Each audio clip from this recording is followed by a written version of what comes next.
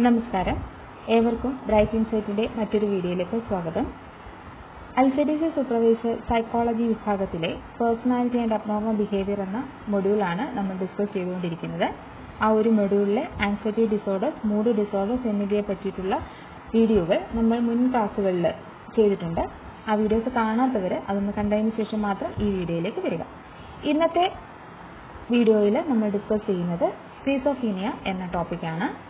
അപ്പോൾ വീഡിയോ ഇഷ്ടമായെങ്കിൽ ചാനലൊന്ന് സബ്സ്ക്രൈബ് ചെയ്യുക, നിങ്ങളുടെ ഫ്രണ്ട്സിന് കൂടി വീഡിയോ ഒന്ന് ഷെയർ ചെയ്ത് കൊടുക്കുക. നമുക്ക് വീഡിയോയിലേക്ക് പോകാം. Schizophrenia. Schizophrenia literally means a fragmented mind. It is one of the most complex, chronic and challenging of psychiatric disorders that affects how a person thinks, feels, behaves. It represents a heterogeneous syndrome of disorganized thoughts, delusion, hallucination and impaired psychosocial functioning. എന്താണ് schizophrenia? Schizophrenia literally means A fragmented mind. നമുക്കിതിനെ വിഘടിച്ച മനസ്സ് എന്നൊക്കെ മലയാളീകരിക്കാവുന്നതാണ്. അതായത് ഒരു വ്യക്തിയുടെ ചിന്ത, പെരുമാറ്റം, അനുഭവങ്ങൾ ഇവയൊക്കെ ബാധിക്കുന്ന ഏറ്റവും സങ്കീർണവും വെല്ലുവിളികൾ നിറഞ്ഞതുമായിട്ടുള്ള മാനസിക വൈകല്യങ്ങളിൽ ഒന്നാണ് സ്കിസോഫ്രീനിയ. ഇതിന്റെ പ്രധാന സിംറ്റംസ് അസംഘടിതമായിട്ടുള്ള ചിന്തകൾ, അതുപോലെ വ്യാമോഹം അല്ലെങ്കിൽ ഭ്രമങ്ങൾ, ഭ്രമാത്മകത, വൈകല്യമുള്ള മാനസിക സാമൂഹിക പ്രശ്നങ്ങൾ, ഇവയുടെയൊക്കെ വൈവിധ്യമാർന്നിട്ടുള്ള ചില പ്രത്യേകതകൾ നമുക്ക് ഈ ഒരു സ്കിസോഫ്രീനിയ എന്ന് പറയുന്ന മാനസിക രോഗത്തിൽ കാണാവുന്നതാണ്. Schizophrenia is a severe psychotic disorder. People who have it may hear voice, see things that are not there or believe that others are reading or controlling their minds. In men, symptoms usually start in the late teens and early 20s. They include hallucination such as visual hallucination and auditory hallucination, and delusion such as false beliefs that others are plotting or conspiring against them while actually there is no such thing. ഇതൊരു ഗുരുതരമായിട്ടുള്ള മാനസിക അവസ്ഥയാണ്. അതായത് schizophrenia എന്ന് പറയുന്നത് വളരെ ഗുരുതരമായ ഒരു മാനസിക രോഗമാണ്. ഇതുള്ള ആളുകൾക്ക് ചില ഇല്ലാത്ത കാര്യങ്ങൾ കേൾക്കുക, കാണുക, അതുപോലെ മറ്റുള്ളവർ തങ്ങളുടെ മനസ്സിനെ നിയന്ത്രിക്കുന്നു, അല്ലെങ്കിൽ തങ്ങൾ പറയുന്ന കാര്യങ്ങൾ തങ്ങൾ മനസ്സിൽ വിചാരിക്കുന്ന കാര്യങ്ങൾ മറ്റുള്ളവർ കേൾക്കുന്നു. ഇങ്ങനെയൊക്കെയുള്ള ചില വിശ്വാസങ്ങളും അത് മറ്റുള്ളവരിലേക്ക് പറഞ്ഞു മനസ്സിലാക്കാനൊക്കെ ശ്രമിക്കുകയൊക്കെ ചെയ്യുന്ന ഒരു മാനസിക സ്ഥിതിയാണിത്. ഇത് പുരുഷന്മാരിൽ സാധാരണയായിട്ട് ഈ രോഗലക്ഷണങ്ങൾ കൗമാരത്തിന്റെ അവസാനത്തിലും അതുപോലെ 20കളുടെ തുടക്കത്തിലുമാണ് കാണാറുള്ളത്. പ്രധാനമായും ഇതിന് വിഷ്വൽ ഹാലുസിനേഷനും ഓഡിറ്ററി ഹാലുസിനേഷനും ഡെലൂഷനും അതുപോലെ മറ്റുള്ളവർ തനിക്കെതിരെ ഗൂഢാലോചനകൾ നടത്തുന്നു എന്നൊക്കെയുള്ള തെറ്റായ വിശ്വാസങ്ങളും ഒക്കെ കാണിക്കുന്ന ഒരു മാനസിക രോഗമാണ് ഈ സ്കിസോഫ്രീനിയ എന്ന് പറയുന്നത്. പ്രധാനപ്പെട്ട schizophrenia, type of schizophrenia.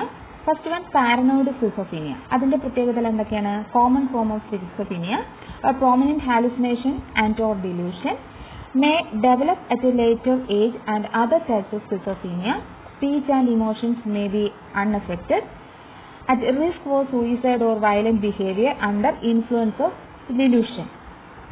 Second one, disorganized schizophrenia എന്ന് പറയും.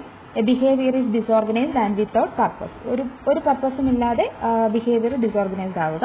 Thoughts are disorganised, difficult to understand by others. Thoughts എല്ലാം ഡിസോർഗനൈസ്ഡ് ആവുക, മറ്റുള്ളവരെ മനസ്സിലാക്കാൻ ഡിഫിക്കൽട്ട് ആവുക. അതുപോലെ pranks, giggling, health complaints, grimacing and mannerisms are common.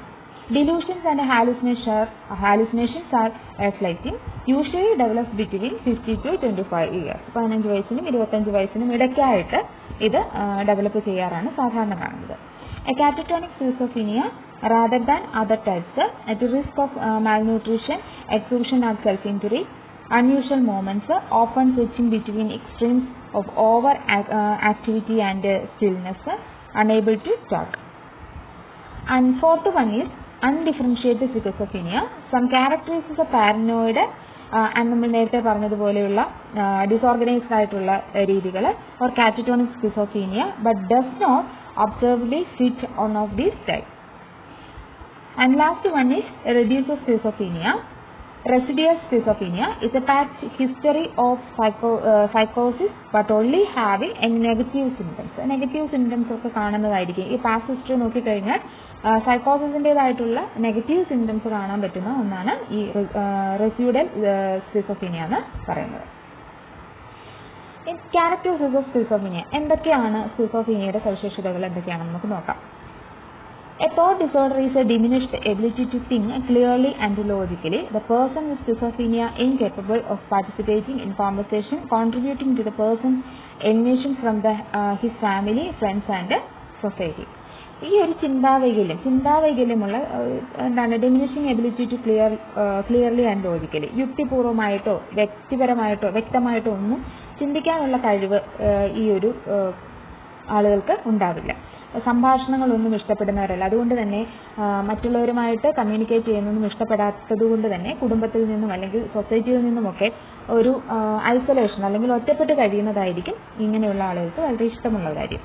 Delusion are common among individuals and schizophrenia, and affected persons believe that he is being conspired against, called a paranoid delusion. Broadcasting describe a type of delusion in which the individual with his illness believes that his thoughts can be heard by others. തെറ്റിദ്ധാരണയുള്ള ആളുകളാണിവർ. അതായത് മറ്റുള്ളവർ തനിക്കെതിരെ എന്തൊക്കെയോ ഗൂഢാലോചനകൾ നടത്തുന്നു, ആ ഒരു രീതിക്ക് പറയുന്നതാണ് paranoid dilution എന്ന് പറയുന്നത്. അതുപോലെ താൻ ചിന്തിക്കുന്ന കാര്യങ്ങൾ മറ്റുള്ളവർക്ക് കേൾക്കാൻ കഴിയുമെന്നും ഒക്കെ വിശ്വസിക്കുന്ന ഒരവസ്ഥയാണ് ഇതിനുള്ളത്. Third one, hallucination are a perceptual disorder in which one could suffer from auditory hallucination, visual hallucination and tactic hallucination. At times the individual may hear several voices carrying on conversation. ഇനി ഹാലുസിനേഷനുകൾ ഒരു perception disorder ആണ്. അപ്പോൾ auditory ഹാലുസിനേഷനും visual ഹാലുസിനേഷനും അതുപോലെ ടാക്റ്റീവ് hallucination അല്ലെങ്കിൽ സ്പർശനഭ്രമം എന്ന് മലയാളത്തിൽ പറയാം, ഇവയൊക്കെ അനുഭവപ്പെടുന്ന ഒരു ഡിസോർഡറാണിത്. ചില സമയങ്ങളിൽ താൻ സംസാരിച്ചുകൊണ്ടിരിക്കുമ്പോൾ മറ്റുള്ളവർ ഒന്നിലധികം സംഭാഷണങ്ങൾ കേൾക്കുന്നു എന്നിവർ പറയാറുണ്ട്. ഇപ്പം ഈ സ്കിസോഫ്രീനിയ എന്ന് പറയുന്ന ഈ ഒരു മാനസികാവസ്ഥയുള്ള ആളുകൾ സംസാരിക്കുമ്പോൾ ഒരാൾ മാത്രം മറുപടി പറയുന്നതിന് പകരം എവിടെ നിന്നൊക്കെയോ പലതരത്തിലുള്ള സൗണ്ടുകൾ ഹിയർ ചെയ്യുന്നു അല്ലെങ്കിൽ കേൾക്കുന്നു എന്നിവരെ പറയാറുണ്ട്. നാലാമത്തേതാണ് schizophrenia is a mental disorder characterized by disintegration of thoughts, process and emotional responsiveness. It is most commonly manifests as auditory hallucination, paranoid or bizarre delusion or disorganized speech and thing, and it is accompanied by a significant social or occupational dysfunction. ഇനി ഏതൊരു ചിന്താ പ്രക്രിയയുടെ ശിഥിലീകരണം, അതായത് നല്ല രീതിയിലുള്ള ചിന്തകൾ എപ്പോഴും ചിന്തിക്കുന്നവർ നെഗറ്റീവായിട്ടായിരിക്കും. അതുപോലെ വൈകാരിക പ്രതികരണ ശേഷി, വൈകാരികമായിട്ടുള്ള ഇമോഷണൽ ആയിട്ടുള്ള ഒരു പ്രതികരണ ശേഷി ഉള്ള ഒരു മാനസിക വൈകല്യം കൂടാണിത്. എപ്പോഴും നെഗറ്റീവായിട്ടുള്ള ഇമോഷൻസ് ആയിരിക്കും ഇവർക്ക് കൂടുതലായിട്ടുണ്ടാകുന്നത്. ഇത് സാധാരണയായിട്ട് ഓഡിറ്ററി ഹാലുസിനേഷനും പാരനോയിഡ് അല്ലെങ്കിൽ ബിസയർ ഡിലൂഷൻ എന്നൊക്കെ പറയും. അത് ഡിസോർഗനൈസ്ഡ് ആയിട്ടുള്ള സ്പീച്ച്, തോട്ട്സ് ഇവയൊക്കെ പ്രത്യക്ഷമാകുന്നു. അതുകൊണ്ട് തന്നെ സാമൂഹികപരമായിട്ടും അല്ലെങ്കിൽ തൊഴിൽപരമായിട്ടുമൊക്കെ അപര്യാപ്തതയ്ക്ക് ഇത് വളരെയധികം കാരണമാകാറുണ്ട്. And it can affect anyone at any point in life, more common in those persons who are genetically predisposed to the disorder. The first psychotic episode generally occurs in the late adolescence or early childhood. ജീവിതത്തിൽ ഏത് ഘട്ടത്തിലും ഇത് ആരെയും ബാധിക്കാവുന്ന ഒന്നാണ്. ജനിതകപരമായിട്ടാണെങ്കിൽ genetically നോക്കുകയാണെന്നുണ്ടെങ്കിൽ ഈ വൈകല്യത്തിന് വിധേയരായവരിൽ കൂടുതലും സാധാരണമായിട്ടുള്ള ആളുകളിൽ ഇത് കാണാറുണ്ട്. അപ്പം അങ്ങനെയുള്ളവരിൽ ആദ്യത്തെ സൈക്കോട്ടിക് എപ്പിസോഡ് എന്ന് പറയുന്നത് ഒന്നുകിൽ കുട്ടിക്കാലത്താവാം അല്ലെങ്കിൽ സാധാരണയായിട്ട് കൗമാരത്തിന്റെ അവസാനത്തിലും ഇത് കാണാറുണ്ട്. ആറാമത്തെയാണ് this disorder has its onset around adolescent years to 20 to early 30s. Schizophrenia is not a split personality, it is a rare and very different disorder. കൗമാരപ്രായം മുതൽ ഏകദേശം 20-നും 30-നും ഇട ആ ഒരു പ്രായം വരെ അല്ലെങ്കിൽ ആ ഒരു വയസ്സ് വരെയുള്ള കാലയളവിലാണ് ഈ രോഗം സാധാരണയായിട്ട് ആരംഭിക്കുന്നത്. ഇതിനെ ഒരു സ്പ്ലിറ്റ് പേഴ്സണാലിറ്റി ഡിസോർഡർ ആയിട്ടൊന്നും നമുക്ക് കാണാൻ പറ്റില്ല. മറിച്ച് ഇത് വളരെ അപൂർവവും എന്നാൽ വ്യത്യസ്തവുമായിട്ടുള്ള അവസ്ഥയും അതുപോലെ ഒരു രോഗവുമാണ്. 7th one, Onset is uncommon after age 30 and rare after age 40. In the 60 to 25-year-old age group, schizophrenia affects more men than women. In 25 to 30 years old group, the incidence is higher in women than in men. ഒരു 30 വയസ്സിന് ശേഷം ഇതിനെ അസ്വാഭാവികമായിട്ടുള്ള ഒരു രോഗമായിട്ട് നമുക്ക് കാണാം. 40 വയസ്സിന് ശേഷമാണെങ്കിൽ അപൂർവമായിട്ടുള്ള ഒരു രോഗമായിട്ട് നമുക്കിതിനെ കാണാൻ സാധിക്കും. 16 വയസ്സ് മുതൽ 25 വയസ്സ് വരെയുള്ള ആ ഒരു ഗ്രൂപ്പിലാണെങ്കിൽ ഇത് സ്ത്രീകളെക്കാൾ കൂടുതൽ പുരുഷന്മാരെയാണ് ബാധിക്കുന്നത്. 25 വയസ്സിനും 30 വയസ്സിനും ഇടയിൽ പ്രായമുള്ള ഒരു ഗ്രൂപ്പ് എടുത്താൽ അത് പുരുഷന്മാരെക്കാൾ കൂടുതൽ സ്ത്രീകളിലാണ് ഈ രോഗം കാണപ്പെടുന്നത്. And 8th one, a genetic early environment, neurobiology and psychological and social process appear to be important contributory factors. Current research is focused on the role of neurobiology, although no single isolated organic causes has been found. ഇനി ജനിതക ശാസ്ത്രം, അതായത് genetics, അതുപോലെ neurobiology, അതുപോലെ environment, early environment, അതുപോലെ തന്നെയാണ് psychological and social ആയിട്ടുള്ള സാമൂഹ്യ പ്രക്രിയകൾ, മനഃശാസ്ത്രപരമായുള്ള പ്രവർത്തനങ്ങൾ, ഇവയൊക്കെ പ്രധാന ഘടകങ്ങളാണ് ഇതിനകത്ത്. അപ്പം നിലവിൽ പ്രത്യേകമായിട്ടുള്ള ഒരു ഓർഗാനിക് കോസസ് ഒന്നും ഇല്ല. എങ്കിലും ഇപ്പോഴും ഗവേഷണം നടക്കുന്നത് ന്യൂറോബയോളജിയുടെ ന്യൂറോബയോളജിയുടെ പങ്ക് എന്താണ് എന്നുള്ളതിനെ കുറിച്ചിട്ടാണ് ഇപ്പോഴും ഗവേഷണങ്ങൾ ഫോക്കസ് ചെയ്യുന്നത്. And 9th one, the disorder is thought mainly to affect cognition, but it also usually contributes to chronic problems with behavior and emotion. People with schizophrenia are likely to have additional conditions, including major depression and anxiety disorder. ഈ disorder പ്രധാനമായിട്ടും കൊഗ്നിഷനെ അല്ലെങ്കിൽ അറിവിനെ ബാധിക്കുമെന്നാണ് കരുതപ്പെടുന്നത്. എന്നാൽ സാധാരണയായി ഇത് പെരുമാറ്റത്തിലും വികാരത്തിലും ഒക്കെ വിട്ടുമാറാത്ത പ്രശ്നങ്ങൾക്ക് കാരണമാകാറുണ്ട്.